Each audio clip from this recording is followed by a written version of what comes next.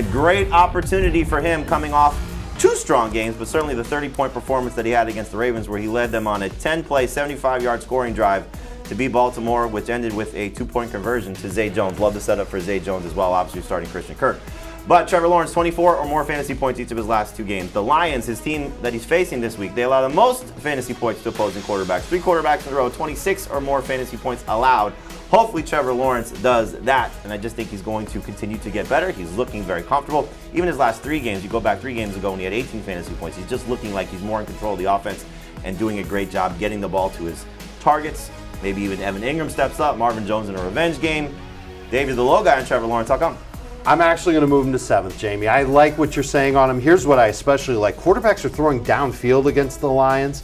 They've allowed 12.1 yards per catch. That's still bottom 3 in the league. And they're last in ADOT allowed by half a yard. So quarterbacks see something in this defense that makes them want to throw downfield. Christian Kirk was no good last week. He's going to step up this week. Zay Jones continues to step it up. I think Trevor Lawrence has a very good game. Now I've got to find somebody to move Trevor Lawrence ahead of, so I don't have to answer the question of you're the low guy on Trevor Lawrence. How come? There's nothing bad to say about Trevor Lawrence this week. The matchup is absolutely fantastic. He should be awesome. And you were saying it on Monday with Believe It or Not that you would start him over Lamar Jackson before any of the stuff happened with Jackson, so you were ahead of it in terms of comparing it with those 2 guys. All right, other starts for me. Another quarterback that I like is Derek Carr. I think he's going to keep it going in the matchup against the Chargers, in which should be a high-scoring affair. Rashad White, David Montgomery, Christian Watson, and the aforementioned Zay Jones. Now, when it comes to Rashad White, Leonard Fournette is apparently practicing on Thursday. I don't care. I'm still starting Rashad White over Fournette. He'll be more of a number 2 running back. Right now, I have him ranked as a top 10 guy. That's how much I like Rashad White. 9 catches last week. He's going to be involved in the passing game, so I like the setup for him. But we will be more of a number 2 option as opposed to a number 1 guy. And then Christian Watson, how do you get away from this guy? 6 touchdowns in his last 3 games, taking on the Bears defense. Just lost Eddie Jackson, so a bad secondary just got worse. I don't care if Aaron Rodgers is less than 100%. He may have no thumbs. I think Christian Watson will still score as long as those ribs hold up. We'll see a big game for Christian Watson, a very solid number 2 wide receiver for Week 13. Heath, the starts for you. You got the Gus Bus from Liberia. That's right. Brian Robinson, Garrett Wilson, Juju Smith-Schuster, and Tyler Conklin. Let's talk about Robinson, and Dave, you'll see on his sits, does not like Antonio Gibson, so I'm sure it goes hand in hand there. So Brian Robinson coming off a good game. He's going to have another solid performance this week. I think he will. In their 3-game winning streak, he's averaging more than 19 carries per game. And last week, for the first time in 3 weeks, they threw him the ball 3 times, 2 catches, got into the end zone. I don't know that you can count on that, but you can count on the better efficiency you got from him last week, because this Giants defense, 4.5 yards per carry, allowed 2 running backs.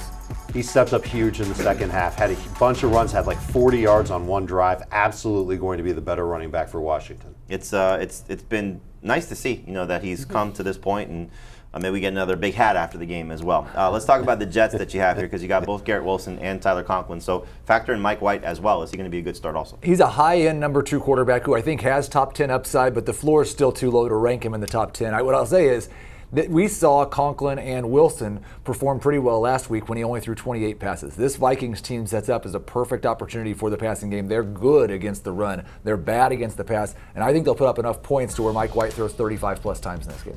Do you also have any interest in Elijah Moore or Corey Davis, or is it just because Wilson is clearly the best talent of that group and has proven to be the best player statistically? I think that both Davis and Elijah Moore are dart throw flex type plays that could give you a 15-point performance if everything goes right, but Moore's playing time, even though he made the big play, he still wasn't a full-time player last week. Davis is the one you want to keep in mind for DFS tournaments.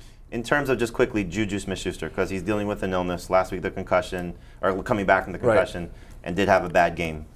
Bounce back potential here, just because of the score? Bounce back potential for sure. I think this game is going to get into the 70s and maybe 80 in terms of total points. I also think that last week they were clearly using him as a full-time player. He's been their most important wide receiver. I think he gets back into a 70-80% snap share, number 1 wide receiver. I hope so, and slot receivers have had more success against the Bengals this year than outside guys. So, and that's where he was last week. It's a change from when before he got hurt. The problem, though, is his worst games have been in the slot. So we'll see if he's moves around a little bit more. Look, you're probably starting Juju for sure in 3 receiver leagues. Hopefully he produces enough that you can trust him in 2 receiver leagues as well. Dave, the starts for you. You got Geno Smith, Zonovan Knight, Michael Pittman, Cole Kmet, and Rashad White as well. So let's talk about let's talk about Michael Pittman here. So scored a touchdown last week, looked good. Javon Diggs, dealing with an illness. That could certainly help if he doesn't play.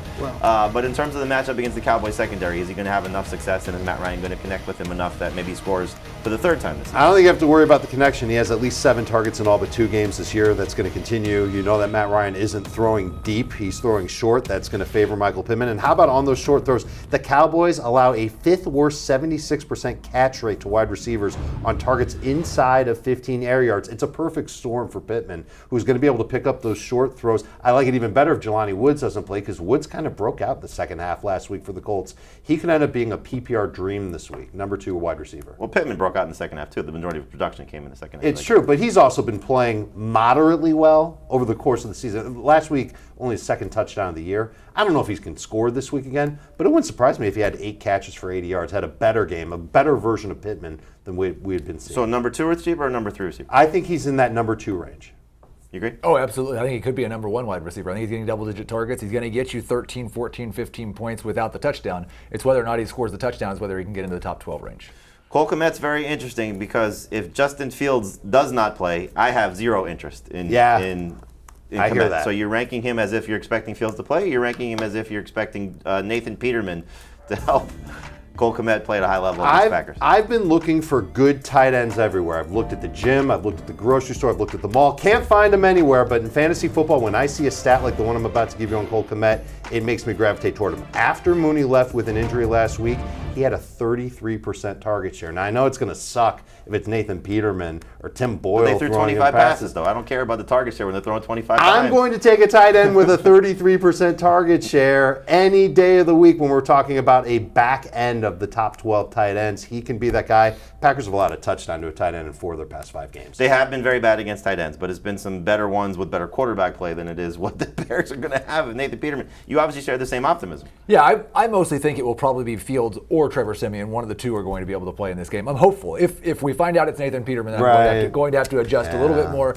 But again, I have a really hard time arguing about any tight ends from 8 through 15 because they are all just, he's going to dominate targets if there's no Chase Claypool. I think he might see 6, 7, 8 targets in the game. That probably gives you a floor of 6 or 7 points. I'm just surprised. Like, I know you like Conklin. Like, I like Conklin better. Right. I'm surprised you like Kmet better than Conklin. Hayden Hurst in that potential shootout, even with Jamar Chase back, like, I like that upside potentially better. Like, Nathan Peterman can be an absolute disaster.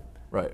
Trevor Siemian was an absolute disaster, too. Well, hopefully we get to Sunday and it's Justin Fields and it's great. glory days for Cole Kmet again. My rankings will absolutely change if it is Justin Fields All when right. it comes to Cole Kmet. We're writing it in pencil on Cole Let's Kmet. hope that it is Justin Fields throwing to Cole Kmet.